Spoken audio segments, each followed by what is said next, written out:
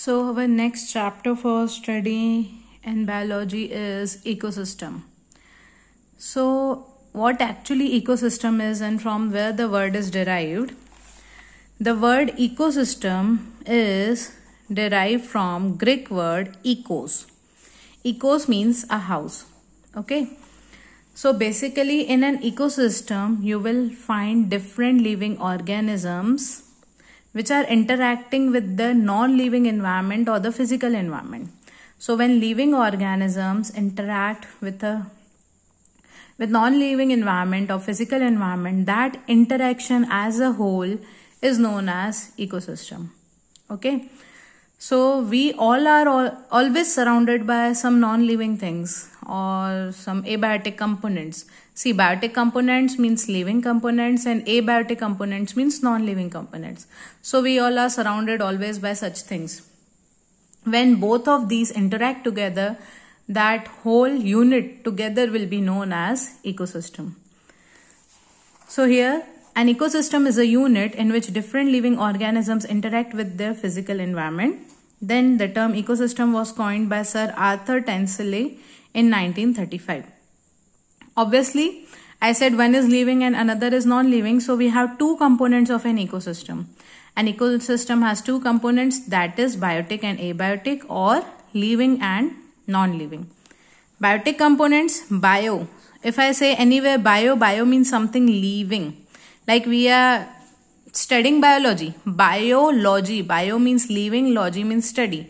The study of living is biology. So biotic components means living components. Whether it is microorganisms, plants and animals, those all living organisms are known as biotic components of the ecosystem.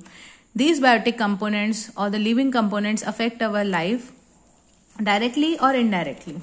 Then these living organisms are classified into different categories. One category is autotrophs and heterotrophs.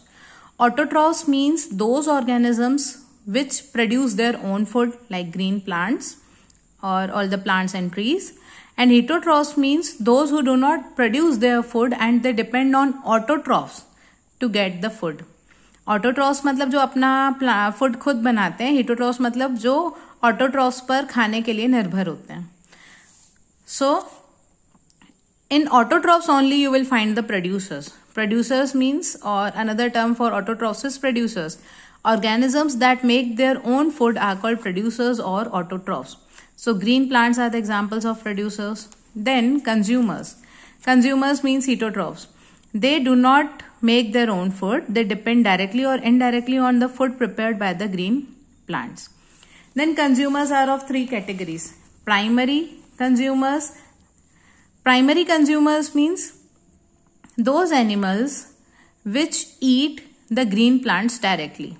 Okay, so these are also known as herbivores.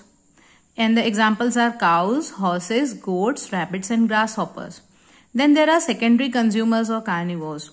Secondary consumers or carnivores are those that eat primary consumers. Okay, they eat the flesh of other animals. So these are secondary consumers like snakes, lizards and frogs. Then we have tertiary consumers or top carnivores. These are the animals that eat secondary consumers, and there are no other animals that eat tertiary consumers. Tertiary consumers secondary consumers को खा लेते हैं, but tertiary consumers को खाने वाला कोई नहीं होता है. They die by their own reasons. So they are not eaten by other animals and they eat up the secondary consumers. Example are lion, tigers and leopards. Then scavengers. Scavengers are those feed on dead animals. So that like the animals feeding on other dead animals are the scavengers like vultures and hyenas. Then decomposers. Decomposers, from the term itself you can get, these are the microorganisms that decompose the dead and decaying plant and animals and get their food by decomposing such things. So those are decomposers. Decomposers mainly include bacteria and fungi. Then there are abiotic components. Abiotic, I told you, it is all the non-living component. What constitutes the non-living component is air, water, light, temperature, and soil. So one by one, the study of all is given. First one comes the light.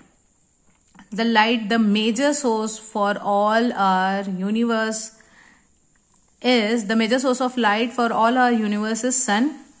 What the energy we get from sun is the solar energy. So our green plants also need sun. Why do they need it? For photosynthesis. And if green plants will not photosynthesize, then we will not get the food. So directly or indirectly, we are also dependent on sun.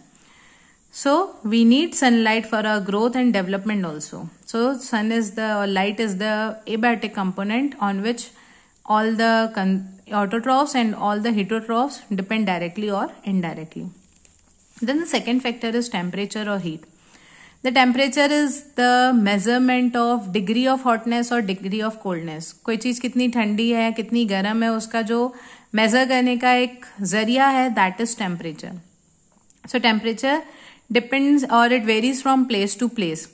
It varies from place to place. It varies from time to time. It varies from season to season. So a proper temperature is also our need of the Then water.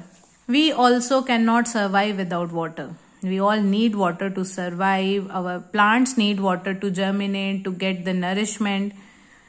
Then again, I can say that animals or plants, that we are directly dependent on water. ऐसा नहीं कि हम पानी पे indirectly dependent है.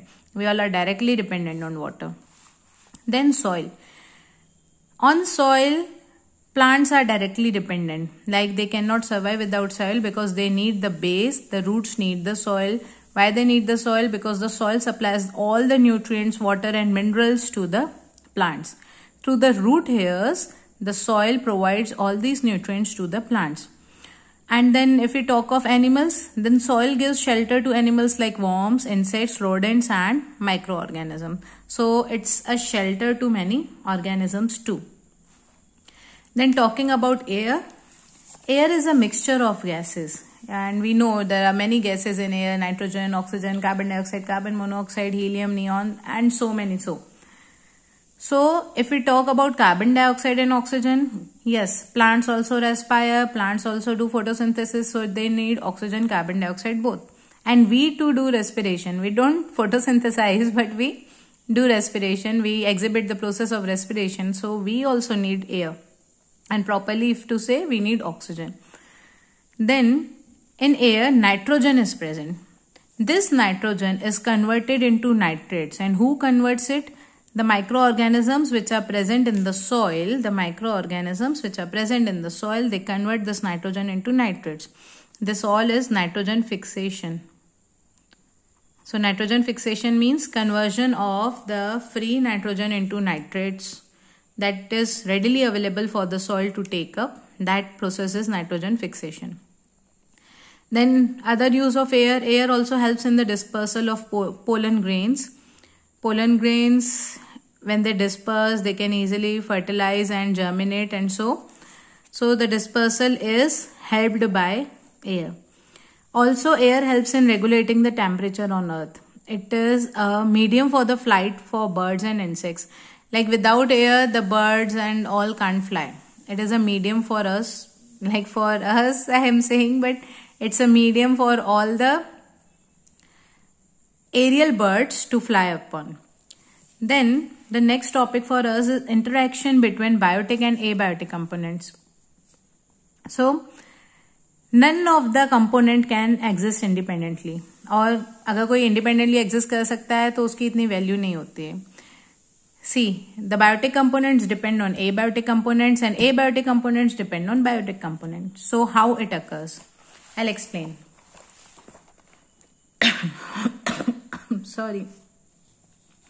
See, what happens when producers are producing food? This food is taken up by, like here, primary consumer is there. This primary consumer is eaten up by secondary consumer, carnivore. then this is eaten by omnivore. If the omnivore eats, omnivore means those who eat flesh and plants both. This may be eaten up by the omnivores. Then when these omnivores and these all things dead and decompose, then the microorganisms who decompose them, they convert all these things into nutrients of the soil. Then also when they are decomposed, other components of the air are produced. So the living things, when they are dying and decaying, they are producing the elements of non-living things. And these non-living things make up the possibility for survival of the living thing. I think you are clear with it. Without this interaction between non-living and living thing, the survival of either of it is not possible. Then the next topic is types of ecosystem. So there are basically two types of ecosystem. One is natural and one is artificial. Natural means it is occurring of its own, and artificial, which is made by humans. So natural ecosystem includes grassland, desert, forest, pond, lake, river, sea. So grassland, desert and forest, these all are on the land. So therefore they are terrestrial ecosystem. Terrestrial, natural ecosystem. Pond, lake, river and sea, they are aquatic, natural ecosystem. So natural ecosystem is of two types. It is terrestrial and it is aquatic. One example is given here for us of the pond ecosystem. Pond ecosystem means ecosystem, I told you there will be living as well as non-living things. So in the pond ecosystem, you think what all is there? Fish is there, some crabs are there, other aquatic animals are there. Then aquatic plants are there. Then you think of the non-living things. Water is there, air is absorbed in the water, sunlight is being absorbed by the water, so sunlight is there. So there is living and non-living things. So both of these things are interacting. Now how this interaction takes place, like all the small plants are eaten up by the fish. Then fish is eaten up by larger fishes or by the humans. When these humans or these all small larger fishes die and decompose, then they will again produce the non-living components. They will decompose and produce CO2, O2, and like they will produce other nutrients. So all this goes on and on. This cycle continues on and on. This is the cycle. Then pond ecosystem can be an independent ecosystem or it can be a part of forest ecosystem. बड़े से forest में एक छोटा सा pond होता है, तो pond अपने आप में एक independent ecosystem अलग exist कर सकता है, और अगर forest के अंदर है तो वो एक forest ecosystem के हिस्से की तरह भी exist हो सकता है.